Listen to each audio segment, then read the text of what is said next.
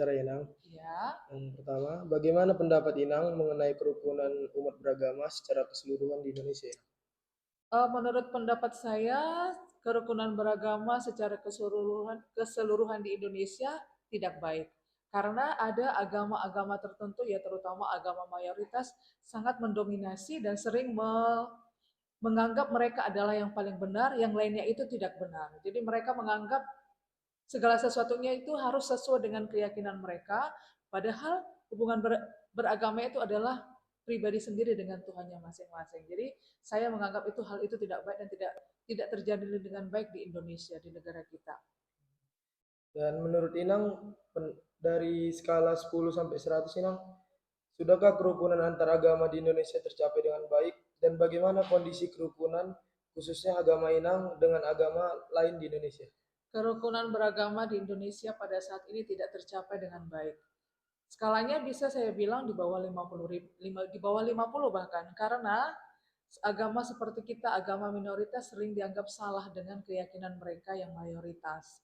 Mereka menganggap segala sesuatunya harus sesuai dengan agama mereka, padahal kita kan agamanya sudah berbeda, tapi mereka menganggap sesuai dengan agama mereka itu yang benar. Jadi kita sudah kebebasan kita dalam beragama pada saat ini di Indonesia tidak dihargai, bahkan seringkali dikekang. Pertanyaan selanjutnya Inang, dalam ajaran agama Inang, bagaimanakah kerukunan antar umat beragama diajarkan Inang? Kalau menurut agama saya, Kristen Protestan, Kristen secara keseluruhan adalah mengajarkan kasih, saling mengasihi. Bahkan diajarkan adalah kasihilah musuhmu. Sebaiknya seperti itulah maunya seluruh Indonesia ini, masyarakat Indonesia. Oke, agama Kristen sudah melakukannya, agama mayoritas juga sebaiknya kalau bisa melakukannya juga, yaitu mengasihi walaupun tidak seiman dengan mereka, tapi tetap mengasihi sesamanya walaupun berbeda keyakinan. Hanya itunya harapan supaya Indonesia tetap harmonis dalam kerukunan beragama. Inang, pertanyaan selanjutnya Inang, bagaimana cara menciptakan suasana kehidupan beragama yang harmonis di Indonesia dan masyarakat heterogen Inang? Indonesia ini sangat berbeda sekali, banyak culture ya, banyak agama dan semuanya itu sangat banyak, namanya juga banyak suku ya. Yang paling utama adalah saling menghargai. Saling menghargai, urusan agama itu adalah urusan pribadi dengan Tuhan. Jadi jangan diikut campurkan urusan agama seseorang itu dengan Tuhannya, karena kita kan urusan kitanya dengan Tuhan kita. Jadi tidak perlu diikut campur oleh orang lain, terutama agama mayoritas. Jadi menurut saya caranya adalah biarkan orang lain menganut agamanya sendiri, beribadah dengan sepuasnya sendiri tanpa mengganggu-gugat sesuai dengan keyakinan mereka yang mengganggu-gugat itu. Jadi biarkan mereka beribadah sesuai dengan keyakinan masing-masing gitu. Hanya itu aja ya. Pasti Indonesia akan rukun jika dibiarkan seseorang itu menganut agamanya masing-masing. Karena adanya agamanya itu berarti adanya keteraturan. Agama berarti bukan jadi menjadi suka-suka. Agama itu adalah menjadi ada keteraturan, ada peraturan yang akan diikuti oleh keyakinan tertentu. Jadi biarkan seseorang itu beribadah sesuai dengan keyakinannya masing-masing. Hanya itu aja. Ya, pertanyaan terakhir Inang, menurut Inang, bagaimana seharusnya setiap umat beragama menjaga kerukunan antar agama di dunia ini? Saling menghargai. Seperti yang saya bilang tadi, biarkan seseorang itu menganut agamanya masing-masing karena itu urusan pribadinya dengan Tuhan. Jadi biarkan seseorang itu beribadah menurut keyakinannya masing-masing. Hanya itu aja. Izin wawancara ya Pak. Eh, Pertanyaan pertama Pak, bagaimana pendapat Bapak mengenai kerukunan umat beragama secara keseluruhan di Indonesia Pak? Kalau umat kerukunan umat beragama secara keseluruhan di Indonesia gagal. Nah, kalau menurut saya gagal. Nah, kenapa gagal?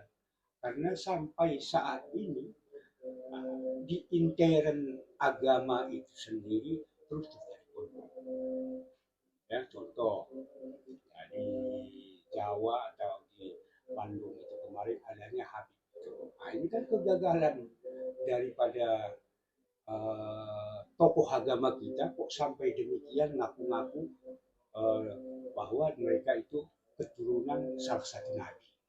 Nah, ini kan kegagalan daripada tokoh-tokoh agama kita. Nah, demikian juga di uh, mana itu kemarin itu yang di Jaya. Nah, ini kan pesta apa itu? babi apa katanya itu. Ini kan kegagalan juga. Kok sampai segitunya bisa diapakan? Bahkan negara juga mendukung tentang hal itu. Itulah contoh-contohnya. Jadi bisa dikatakan kita masih gagal. Dan sampai saat ini kita masih beragama ini adalah sebatas teori, bukan praktik. Nah, karena agama itu tidak ada yang menyatakan bahwa musuhilah itu, musuhilah itu. Tetapi mari kita bersaudara. Itulah kira-kira. Menurut pendapat Bapak, dari skala 10 sampai 100, Pak, sudahkah kerukunan antar agama di Indonesia tercapai dengan baik?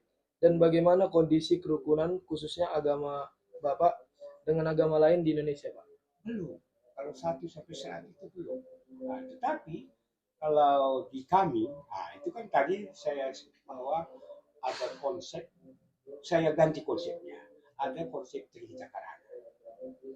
Trihita Karana itu ada 3 hubungan. Yang pertama, bagaimana manusia Hindu itu berhubungan dengan Tuhannya. Bagaimana manusia Hindu itu berhubungan sesama manusia. Dan bagaimana manusia Hindu itu berhubungan dengan alam.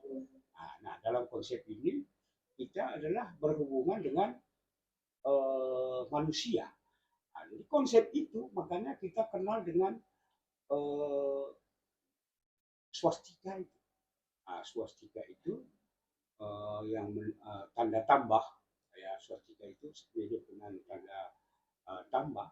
Jadi bagaimana kita berhubungan dengan Tuhan, dan bagaimana kita berhubungan dengan keluarga, dan bagaimana kita berhubungan dengan sosial, dan bagaimana kita berhubungan dengan alam, ya bumi ini harus sama, tidak bisa dibedakan, harus sama sehingga dia bisa berputar. Tapi kalau sebelah berberat itu tidak akan berputar. Jadi artinya bahwa tetap kalau orang Hindu itu menjaga solidaritas antar sesama manusia. Makanya konsep Hindu tidak boleh manusia itu terlepas daripada gotong royong. Dia kerjasama. Tidak bisa dibayar dengan uang. Tetapi gotong royong. Itu kira-kira. Pertanyaan selanjutnya, Pak, dalam ajaran agama Bapak, bagaimanakah kerukunan antar umat beragama diajarkan, Pak? Nah, itu kerukunan umat itu ada lagi saya pakai konsepnya karma pala tadi. Nah, karma pala itu, karma itu artinya itu perbuatan. Jadi apa yang kau tanam, itulah yang kau dapatkan. Kau tanam kelapa, maka kau dapatlah buah kelapa. Begitu. Artinya, apa yang kau perbuat dengan sesama manusia atau dengan sesama hewan, ya, itulah yang kau terima. Jangankan manusia, hewan pun di dalam Hindu itu tidak boleh kita bunuh. Apalagi manusia. Jadi ketika kita menyakiti hewan, ya katakanlah hewan kita sakiti, maka akan kita terima juga sakit seperti hewan itu sendiri. Itulah kira-kira, apalagi ke manusia. Pertama, bagaimana pendapat Abang mengenai kerukunan umat beragama secara keseluruhan di Indonesia? Menurut pendapat Abang, dari skala 10 sampai 100, sudahkah kerukunan antar agama di Indonesia tercapai dengan baik? Dan bagaimana kondisi kerukunan khususnya agama Abang dengan agama lain di Indonesia? Jauh memang. Kalau untuk kerukunan antar beragama yang saya lihat sendiri, maksud saya itu mungkin sosialnya dari 10 sampai 100 bisa dibilang itu 80 atau 90, karena pengalaman saya Muslim, saya sendiri Muslim, Mas. Jadi itu kami sudah ada kami saling menghargai dan menghormati gitu. Jadi untuk skalanya itu bisa dibilang 80 sampai 90. Oke, Bang. Pertanyaan selanjutnya, dalam ajaran agama Abang, bagaimanakah kerukunan antar umat beragama di Abang? Dalam ajaran agama kami, untuk kerukunan yang umat beragama itu diajarkan, ya intinya itu saling menghargai, mengenal Allah, dan memberikan motivasi atau arahan-arahan yang membangun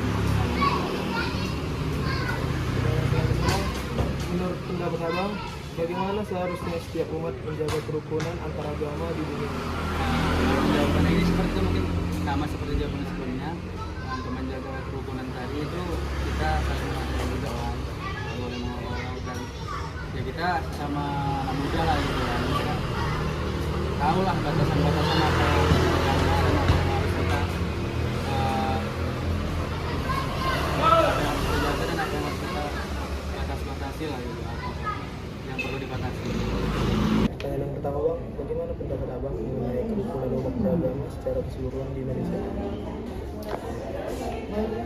Mic-nya Bang apa nih? Sorry. Menurut saya mungkin secara umum sudah berjalan dengan baik, tapi mungkin memang perlu ada apa ya, bisa dibilang ya, mungkin apa namanya, arahan ataupun bisa dibilang apa namanya, perintah ataupun ya arahan yang bisa dibilang untuk umat beragama ini saling membantu, tolong menolong, walaupun yaitu berbeda pandangan, berbeda keyakinan, ya harus tetap kita saling membantu, saling tolong menolong. Selanjutnya Bang, menurut Abang dari skala 10 sampai 100 Bang, sudahkah kerukunan antar agama di Indonesia tercapai dengan baik, dan bagaimana kondisi kerukunan khususnya agama Abang dengan agama lain di Indonesia? Ya, kalau dalam skala mungkin belum sampai ke 100, mungkin bisa dibilang sekitar 70 mungkin atau 80, karena memang ya bisa kita lihat salah satu contohnya adalah saya lupa di bagian kota mana adanya penutupan tempat beribadah umat agama Kristen oleh agama Muslim, yang dimana itu ya tidak mencerminkan kerukunan beragama. Dan saya juga tidak tahu bagaimana pendapat pemerintah mengenai hal ini, tapi mungkin sekiranya bisalah ada toleransi yang diberikan kepada setiap umat beragama untuk setidaknya beribadah di tempat ibadah mereka masing-masing. Pertanyaan selanjutnya Bang, dalam ajaran agama Abang, bagaimanakah kerukunan antar umat beragama diajarkan? Ya, tentu dalam saya umat Kristen, dalam agama Kristen kami diajarkan untuk saling mengasihi sesama manusia, bahkan itu musuh. Kasihilah musuhmu. Jika engkau ditampar kekayaaanmu, maka berikan api kepadanya.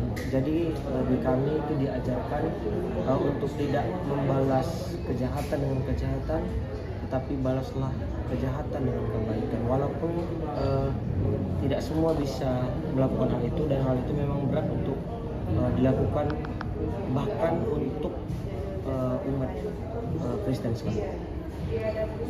Selanjutnya Bang, bagaimana cara menciptakan suasana kehidupan beragama yang harmonis di lingkungan masyarakat beragama? Ya, tentunya untuk membangun sebuah komunikasi yang baik itu ya harus bisa saling mengerti, memberikan